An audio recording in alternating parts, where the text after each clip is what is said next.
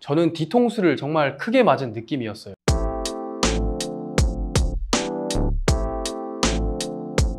안녕하세요, 김소년입니다. 30살이 되던 때에 제가 이 세 가지를 깨닫고 방향을 바꿔서 자산가치 30억을 모을 수 있었던 방법에 대해서 말씀을 드릴게요. 저는 이 본질을 깨닫고 3년간 저의 삶에 적용을 시켰습니다. 지나고 보니까 저는 10년간 열심히 살았던 저보다 잘 살려고 고민을 했던 최근 3년이 더 많은 성장을 했습니다. 이런 저의 생각을 한 번쯤은 정리를 해서 말씀을 드리면 좋을 것 같아서 세 가지로 내용 정리를 해봤습니다. 여러분들은 어떠신가요? 지금까지의 삶에 만족하시나요? 지금의 삶에 만족하는 사람들도 많습니다. 하지만 한 번이라도 후회할 것 같으면 지금 이 영상 끝까지 시청하셔야 합니다. 첫 번째, 내가 지금 있는 우물은 가장 작은 우물이고 작은 우물에서 최고가 되어봤자 성장하는 데 한계가 있다. 저는 인간의 삶을 게임과 비유를 많이 하는데요. 캐릭터의 레벨을 올리기 위해서 초보존에서만 사냥을 계속한다고 해서 만렙을 빠르게 찍을 수가 있을까요? 레벨에 맞는 필드를 찾아 나서서 가끔은 버프도 받고 쩔도 받아야지 빠르게 성장을 할 수가 있습니다. 여러분 한번 생각을 해보세요.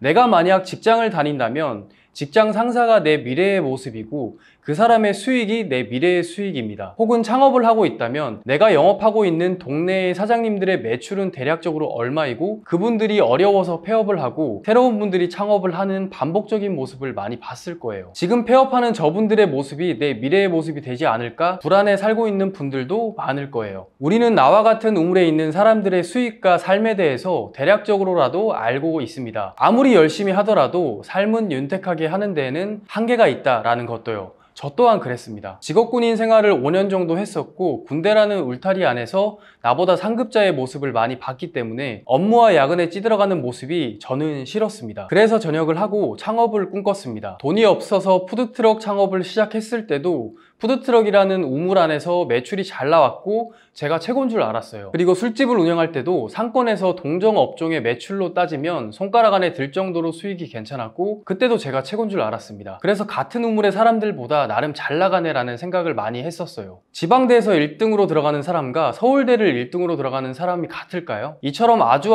작은 우물에서 저는 환호를 하고 있었습니다. 우연히 부동산이라는 우물을 알게 되었고 이렇게 돈 버는 방법도 있구나 라는 생각과 함께 저는 뒤통수를 정말 크게 맞은 느낌이었어요. 열심히 일하고 열심히 저축하면 돈 많이 벌겠지라는 단순한 생각이 아닌 다양한 곳에 씨앗을 심어두고 무럭무럭 자라 열매를 따먹는 사람들의 모습을 저는 많이 봤습니다.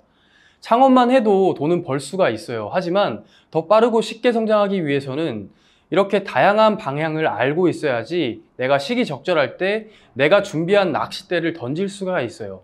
저는 이러한 방법을 깨닫고 나서 제 인생이 바뀌었다고 생각을 합니다. 20대 초반에 5년 동안 군대에서 열심히 일을 해서 3천만 원을 모았고 20대 중반에 5년간 창업을 하면서 노동수익으로 2억을 모았고 30대 초반에 3년간 창업과 투자를 병행하면서 30억에 가까운 자산 가치를 모았습니다. 이제는 열심히만 해서는 안 되고 정말로 잘 해야 합니다. 저는 이런 방법을 깨닫고 혹시라도 투자라는 우물보다 더 큰 우물이 있지 않을까? 라는 생각을 매일매일 하고 있습니다. 그리고 더 큰 곳을 찾기 위해서 매일매일 고민을 하고 있습니다. 두 번째, 부자들과 어울리기와 버티기. 하나의 수익 구조만 바라보고 사는 것보다 시야를 넓히는 공부와 경험을 적게라도 해봐야지 기회가 왔을 때 잡을 수 있구나라는 걸 느꼈어요. 진짜 자수성가 부자들은 누구이고 이 사람들은 어떤 삶을 살았는지 따라했었고 노동자 마인드를 버리고 투자자 마인드를 가지는 연습을 했었습니다. 그 사람들은 사업과 부동산 그리고 주식으로 많은 부를 창출을 했습니다. 그리고 그들은 실행을 했고 돈이 벌리지 않는 시기를 버티고 남들은 포기를 할 때 그들은 꾸준히 나아갔기 때문에 성공을 할 수 있었다라고 생각을 해요. 얼마 전에 친구와 집값 얘기를 하다가 이런 대화 내용이 오갔어요.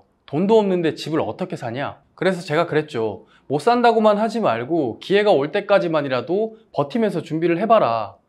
이렇게 얘기를 하니까 말이 쉽지 그게 되겠냐라고 얘기를 하더라고요. 이렇게 많은 사람들이 노력도 안 하고 안 된다는 자기 합리화를 하고 있습니다. 내가 지금 당장 종잣돈이 없고 레버리지를 활용할 수 있는 상황이 아니라면 그 기간이 몇 년이 걸리더라도 준비를 하면서 버텨야 합니다. 어떤 일이라도 당장 돈이 안 되는 그 시간을 버티고 준비해야지 기회가 왔을 때 기회를 잡을 수가 있어요. 세 번째, 목표 쪼개기와 가시화. 목표 쪼개기를 하지 않으면 지쳐서 포기하고 원점으로 돌아갈 확률이 높습니다. 여러분들은 목표를 세우면 얼마 만에 포기를 하나요? 작심삼일이라는 말이 있는데 저는 3일도 못 가고 포기한 적이 너무나도 많습니다. 그런데 목표 쪼개기를 적용을 하니까 생각보다 목표를 오랫동안 유지를 할 수가 있었어요.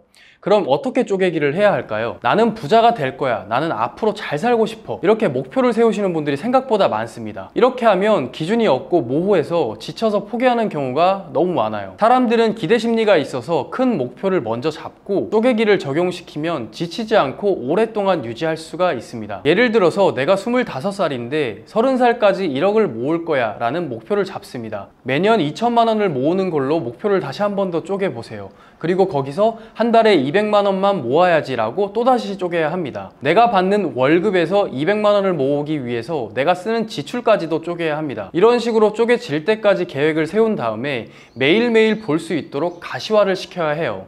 내 방에, 그리고 내가 자주 다니는 화장실 문 입구에, 현관문에, 이렇게 내가 자주 볼 수 있는 곳에 내가 세운 목표를 붙여두세요. 10년 단위로 계획을 세우고 1년 단위로 계획을 쪼개고 월 단위로 쪼개고 주 단위로 쪼개고 하루 단위로 쪼개고, 이렇게 쪼갠 계획을 가시화를 시켜야지 목표 달성을 하는 데 굉장히 효과적입니다.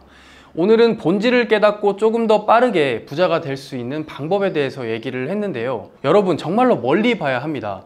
내가 지금 놀고 있다면 놀았던 만큼 여러분들이 힘들게 버텨야 하는 구간은 점점 더 길어지기 때문에 지금 당장 움직여 보세요.